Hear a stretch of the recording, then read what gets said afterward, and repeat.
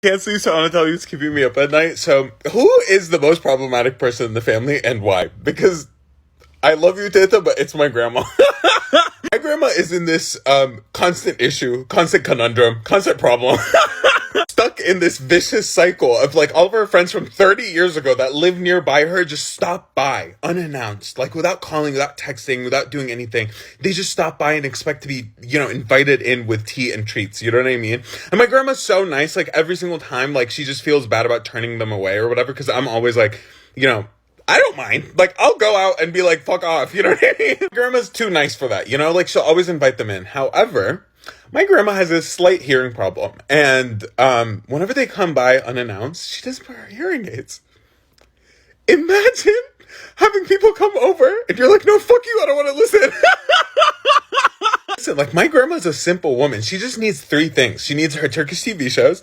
She she needs her coffee, her Turkish coffee. And wow, I just realized my grandma loves Turkish people.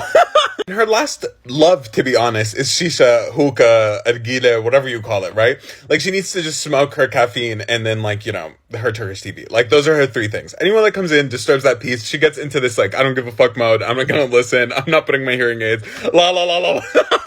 This one time, me and my grandma were alone in the house, right? And one of her friends from like Palestine from like 50 years ago stops by all of a sudden, right? And like, honestly, my grandma literally like, when she knocked on the door, I was like, oh, this auntie is like outside. I tell her name and she's like, you're lying. And I was like, no, why? And she's like, I thought she was dead. I was like, oh, okay. Fuck. Dark.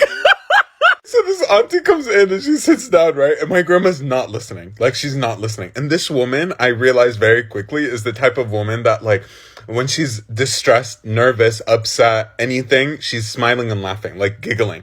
So she'll be like the type of person to be like, oh, life's been really hard recently. I don't know how to breathe. Like, she was not... She starts this conversation with my grandma. It's not funny. I'm sorry, it's not funny. Let me just...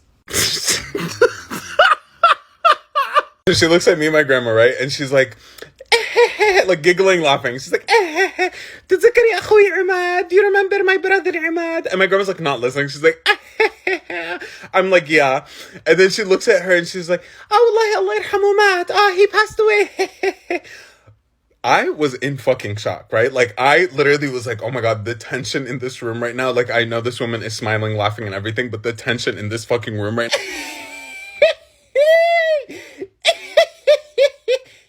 I told my grandma what the lady actually said after she left, and she cried about it for a week.